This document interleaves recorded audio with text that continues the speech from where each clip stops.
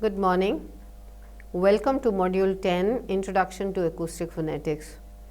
In fact, this is the first of the 7 modules to be presented on acoustic phonetics and acoustic physical properties of sound waves, transmission properties of sound waves. In the earlier modules, you must have learnt about the articulatory phonetics, articulatory properties, which are basically production properties, how sounds are produced. The acoustic phonetics, the area of acoustic phonetics actually falls within the domain of phonetics, with not just articulatory and acoustic phonetics, but a third aspect, which is the auditory part. So, a complete description of a speech sound actually must include processes involved in the production, transmission and auditory effect of the sound waves. So, all put together, it is the sum total of articulatory phonetics, what we describe in articulatory phonetics, acoustic phonetics and auditory phonetics. Acoustic phonetics therefore is integrated with the what comes before and after. The overlap between the three is so very obvious that in order to understand the physical properties of sound waves, you would like to understand how they are produced, and if we know how they are produced, we understand the acoustic properties better. Similarly, if we understand the auditory impact, auditory effect it's going to have on the hearer, whether the hearer is actually going to make a distinction between certain sounds or not. So, that relating to the transmission properties, the three together constitute a comprehensive account of phonetic properties of sound waves. So, a little bit of articulatory and a little bit of auditory impact will also come into the picture as we discuss acoustic phonetics.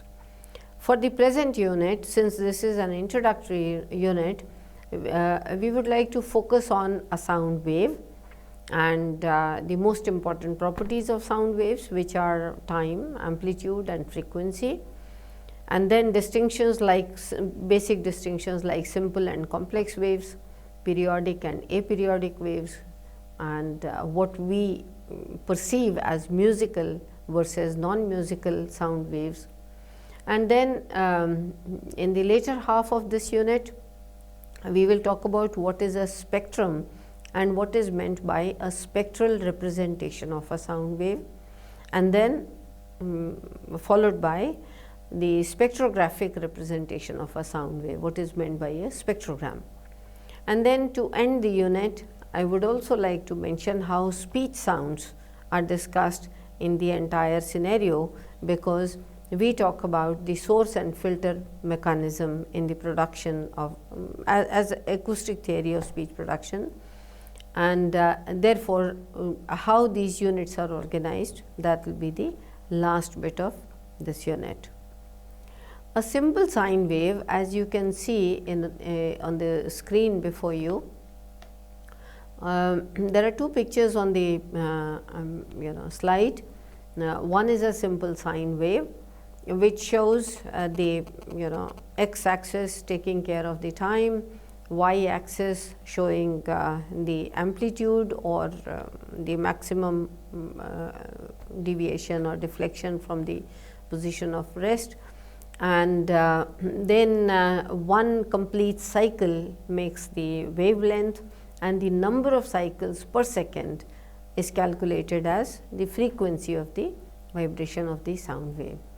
A similar kind of a representation, the real time representation, can be seen in the two pictures alongside, where again time on x axis and amplitude on y axis. Now, if you expand this, if you increase the expand the whole picture, zoom in, you will find similar kind of sine waves over there. So, these two are pth and pooth oscillograms of Peet and Poot, two Hindi words as articulated by one male adult speaker in our JNU language labs, phonetic labs. So, this is just to give you an a sound wave in the time domain. Now, in order to have a sound wave produced, there are two kinds of preconditions which are necessary for the production of a sound wave. And in case you have had some exposure to the physics of sound in your school or college before, then perhaps you would understand this, that sound cannot be, cannot exist on its own. It has to have a source or source of energy, as they say, some kind of disturbance of the air particles or whatever particles, whatever is the medium. So, there has to be a source of sound, and then that energy is transmitted through a medium. The medium could be something solid, something liquid, or air. In case of sound waves, speech sounds particularly, we are focused on air as the medium of transmission. You must have heard about very simple experiments which show that there is an electric bell enclosed in a glass chamber, and then that chamber can be, all air can be taken out so that a vacuum is created around that bell. So, you press the electric switch from outside and the bell rings, but the sound of the bell does not get transmitted outside that glass enclosure because there is a vacuum. Unless there are particles of air to carry that energy forward, there can be no sound waves. So, these are the two preconditions of sound waves. That is number one. Secondly, in case of speech sounds, larynx is the source of sound. The vibration of the vocal cords leads to production of phonated airstream, meaning airstream coming out of the chest and airstream passing through the larynx. That gets phonated when you actually want to produce voice. So, those details we will discuss later in some of the later units. But before this phonated airstream comes out of your oral chamber, it also gets modified in a number of ways in the oropharyngeal chamber through which it passes. So, the entire theory of speech production somewhere started in 1848 by Mueller's source filter theory of speech production. This is an acoustic theory of speech production. In articulatory terms, you talk about airstream mechanism, phonation process, oronasal process, and articulatory process. 4 processes together contribute to the production of speech sounds. In acoustic terms, these are the two most important factors. One is larynx as the source of sound, and the supraglottal chamber, oropharyngeal chamber, through which the phonated airstream passes. That causes some kind of resonance or filter phenomenon. So, source filter theory of speech production is the acoustic theory of speech production, which was of course later modified by more elaborate versions of it came into the picture. So, we will talk about that in detail in later modules. Now, what you see on the screen is periodic and aperiodic waves. There are two samples. Periodic wave, periodicity is defined as something which is happening at regular intervals. So, the first one is a periodic wave which is fairly regular, perhaps the same kind of a frequency is repeated. Aperiodic, there is no such pattern. So, there is one kind of wave in the initial segment, and then it changes form.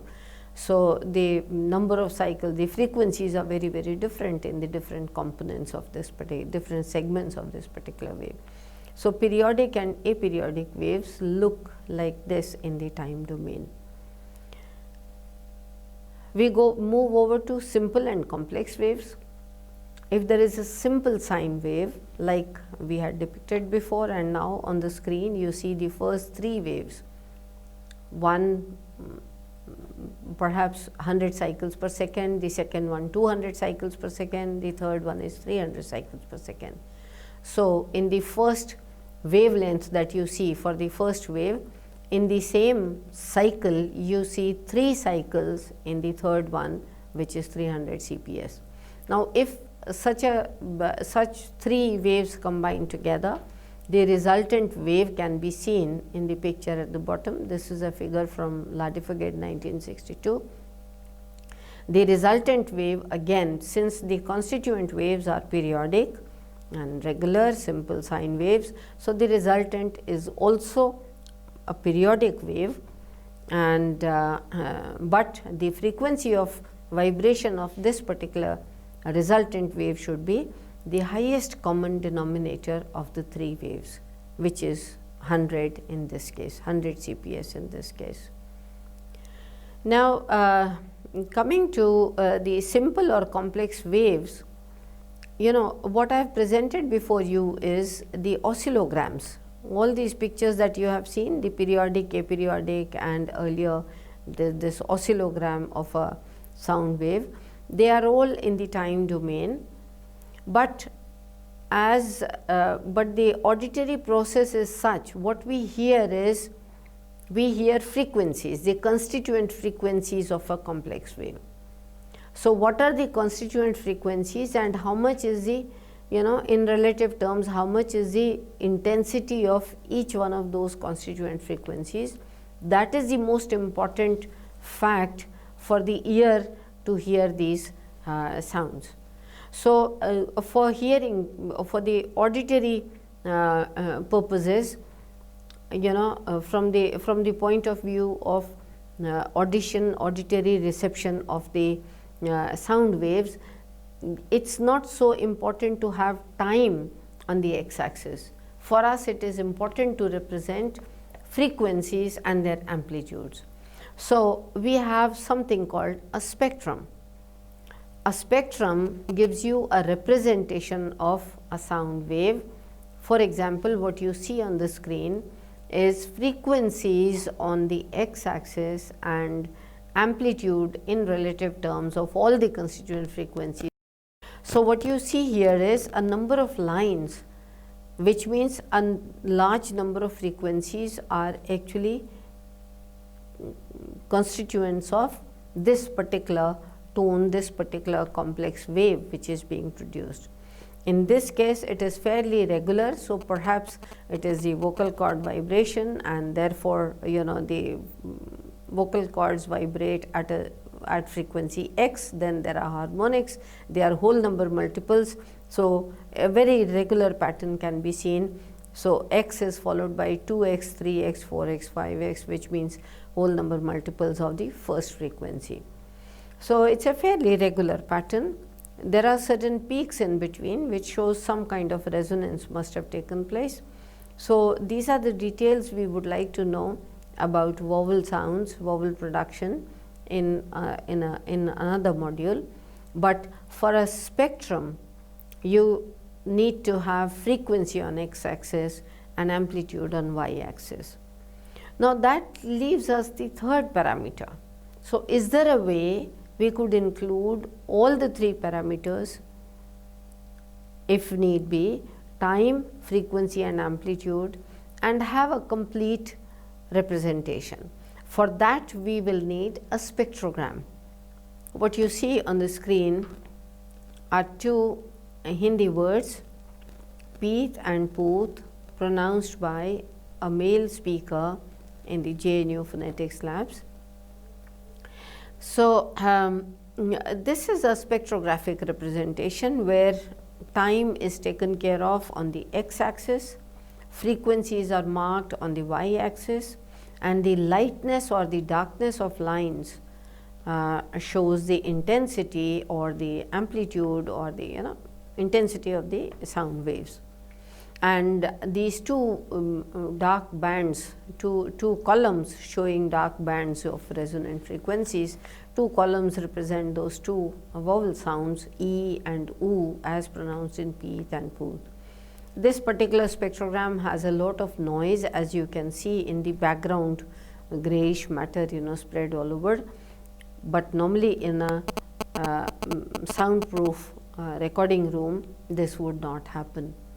So a spectrographic representation gives you the 3 parameters, and there are different uses of spectrum and a spectrogram for our phonetic representation as well as analysis purposes. We go back to the complex sound waves. We talked about periodic and aperiodic waves. Now those periodic and aperiodic waves, they have an auditory impact which is very subjective kind of assessment of the sound waves. Periodic waves heard as musical sounds, meaning they appeal to the human ear, and non-periodic or aperiodic sound waves, they really do not appeal so much to the human ear, so therefore they are considered non-musical or noises as you call them. So musical, the title of this slide is musical and non-musical sound waves. This is basically recapitulating what is periodic, what is regular, and generally represented by a line spectrum. A very clear sharp peak spectrum is musical to the ear and pleasant to the ear, and something which is non-periodic and irregular and can be called a noise because it is not so pleasant to the ear. And as far as spectral representation is concerned, the line spectrum, meaning pure tone, one single line on a spectrum would mean that there is one clear frequency with no additional noises in the background or no haphazard patterns there. So that pure tone, or a peak spectrum with just a few tones before, a few other frequencies before and after. So peak spectrum, they definitely sound very musical, very clear and musical. But if there are dampened waves, then you find what you get is a flat spectrum where there are hardly any peaks. There are a number of waves and they come and almost in the same range, or maybe a little bit of variation is there. There are no clear peaks which are captured by the human ear. And dampened waves with flat spectra, they are generally considered not so musical to the ear which is receiving the sound wave. In fact, in later modules, we will also bring in the distinction, we will need to bring in the distinction between vowels and consonants. And Mamberg has defined, the acoustically defined the vowels and consonants as musical and non-musical respectively, musical sounds and noises. Music versus noise as the vowel and the consonant distinction, which is very interesting, how vowel sounds are, resonant sounds, and they are more, better heard, high sonority and so on. So we'll discuss each one of these properties in the later modules. So to end this module, once again I would like to mention the acoustic theory of speech production is the source filter theory of speech production as presented by Mueller way back in 1848, whereby we take larynx as the source of sound, and the larynx and the source of sound and physical properties of voice, they are covered in module 11, which is the following module after this. And then the second major part, which is oropharyngeal chamber. Once the source of sound has produced phonated air stream, it comes into, from glottis, it comes into the oropharyngeal chamber. So in that chamber, oropharyngeal chamber, from larynx to the lips, the entire chamber provides passage to the voice and modifies the same in a number of ways. In articulatory terms, we discussed, how the articulators move and the places and the manners of criteria are different for different kinds of speech sounds. So all those modifications actually modify the airstream, phonated airstream, in a number of ways. So that there is a filter phenomenon, meaning resonating, some sounds are resonated and the others are filtered out. So the oropharyngeal chamber acts like an acoustic filter. So the module 12 will deal with oropharyngeal chamber as the acoustic filter, module 11 on larynx as the source of sound and physical properties of voice, and then the following subsequent modules will take care of the how laryngeal tone is heard or received by the human ear, and then how the same tone is modified, producing vowels and consonants and different kinds of sounds in the subsequent modules. So we expect you to, at the end of this module, we expect you to be just familiar with what is a sound wave and what is a spectral representation of a sound wave, what is a spectrographic representation of a sound wave, what is meant by music, what is meant by noise, and periodic, aperiodic, and flat spectra, peak spectra, those basic kinds of notions which will help you understand the subsequent modules better. Thank you very much, and there are some exercises which you can follow for a recapitulation of this. Thank you very much.